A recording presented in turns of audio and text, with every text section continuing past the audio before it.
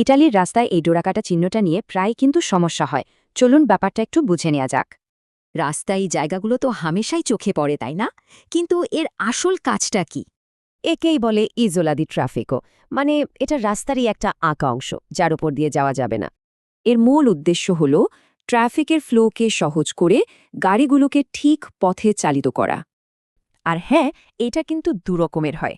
একটা রাস্তার সাথে একদম সমান, আরেকটা একটু উঁচু। খেয়াল করে দেখবেন ধরনের দ্বীপের ধারেই কিন্তু একটা টানা সাদা লাইন থাকে। নিয়মটা খুবই সোজা। এর ওপর দিয়ে গাড়ি চালানো বা দাঁড়ানো দুটোই একেবারে নিষিদ্ধ। ব্যাপারটা একদম পরিষ্কার। গাড়ি হোক বা মোটরবাইক, কোনো কিছুই এর ওপর দিয়ে যেতে পারবে না। আচ্ছা, তাহলে পরীক্ষার জন্য কোন কোন পয়েন্টগুলো আমাদের মনে রাখতে হবে? পরীক্ষায় সত্য বা ভেরো হিসেবে এই পয়েন্টগুলোই আসে। এগুলো খেয়াল রাখলেই হবে। তাহলে ইজোলা দি ট্রাফিকও তো বোঝা গেল, কিন্তু নিরাপদ ড্রাইভিংয়ের জন্য আর কোনো চিহ্নগুলো জানা জরুরি?